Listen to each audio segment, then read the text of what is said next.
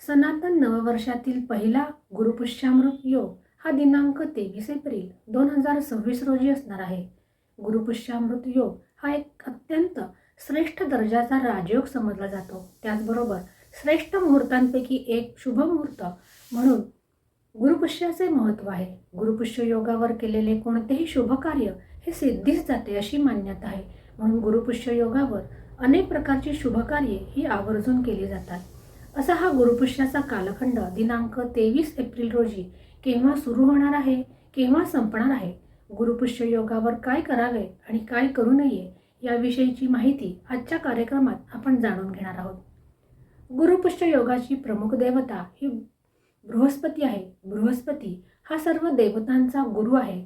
त्याचबरोबर ज्योतिषशास्त्रामध्ये गुरुला सर्व धार्मिक कृत्यांचा कारक ग्रह मानलेला आहे. आणि त्याचबरोबर ज्योतिषशास्त्रात एकूण जी 27 नक्षत्रे आहेत त्यामध्ये पुष्य नक्षत्राला सर्व ग्रहांचा राजा असे म्हटलेले आहे. पुष्य हे शनीचे नक्षत्र आहे आणि शनीच्या गुणधर्माप्रमाणे हे नक्षत्र हळूहळू वृद्धिंगत होत जाते आणि म्हणून जेव्हा गुरुवारी पुष्ययोग येतो तेव्हा त्याला गुरुपुष्यामृत योग असे संबोधन मिळालेले आहे. हा योग दुर्मिळ आहे कारण हा योग सारखा सारखा येत नाही.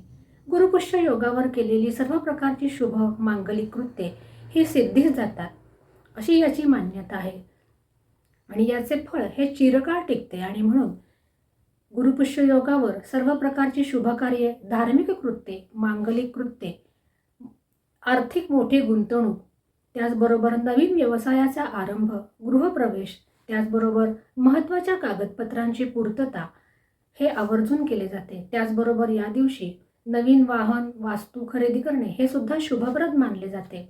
गुरुपुष्य योगावर विशेषत्वाने सुवर्ण या धातूची खरेदी केली जाते. या दिवशी सोने खरेदी केल्यामुळे सोन्यात वृद्धी होत जाते अशी या पाठीमागे धारणा आहे.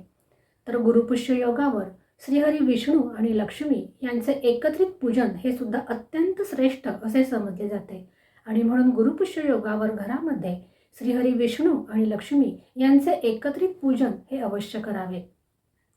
त्याचबरोबर लक्ष्मी प्राप्तीच्या हेतूने या दिवशी विशेषत्वाने लक्ष्मीची आराधना केल्यास ती सुद्धा विशेष फलदायी ठरते.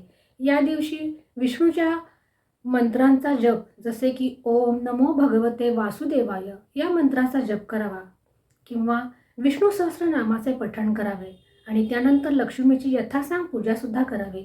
कारण लक्ष्मी ही नेहमी नारायणाबरोबर असते आणि म्हणून लक्ष्मी नारायणाचे पूजन या दिवशी महत्त्वाचे मानलेले आहे.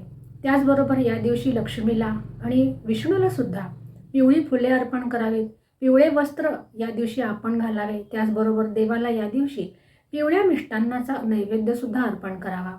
त्याचबरोबर लक्ष्मीच्या प्राप्तीसाठी विशेषत्वाने या दिवशी कनकधारा स्तोत्राचे पठण, महालक्ष्मी अष्टक स्तोत्राचे पठण किंवा श्रीसुक्ताचे पठण हे सुद्धा अत्यंत फलदायी मानलेले आहे.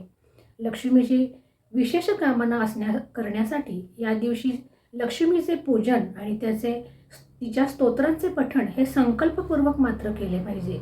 त्याचबरोबर पत्रिकेतील गुरु अनुकूल होण्यासाठी गुरुचे रत्न म्हणजे पुष्कराज हे सुद्धा या दिवशी धारण केले जाते, परंतु त्यासाठी ज्योतिषाचा सल्ला घेणे हे सुद्धा आवश्यक असणार आहे. गुरुपुष्य योगावर काय करू नये हे सुद्धा आता आपण पाहूया.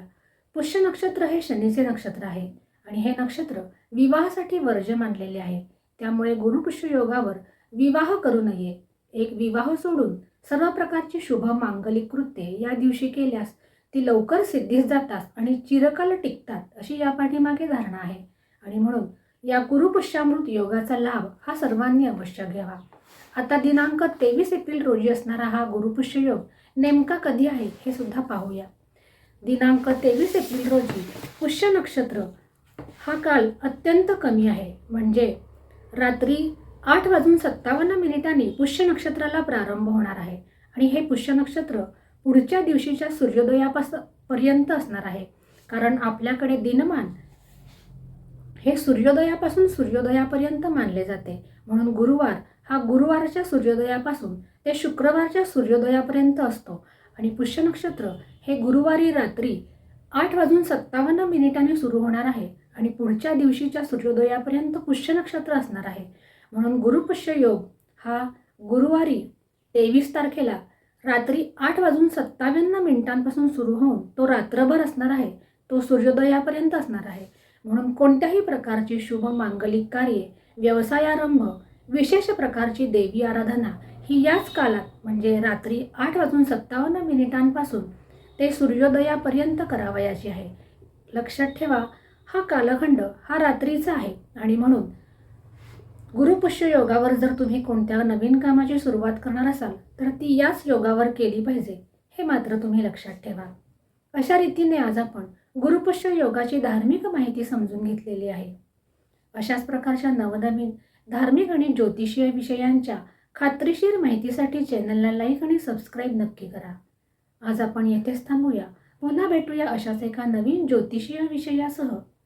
तोपर्यंत नमस्कार.